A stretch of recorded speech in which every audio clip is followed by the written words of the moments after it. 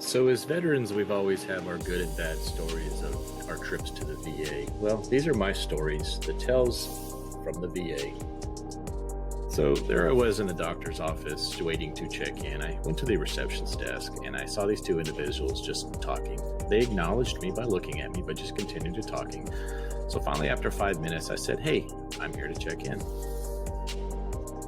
So after dealing with the receptionist, I went to go sit down, and probably about 20 minutes later, this little frail lady walks out and shouted, "Mr. Dunn, Mr. Dunn." Didn't acknowledge me until I said, "Hey." And she took me into the back room and we started talking about what was ailing me.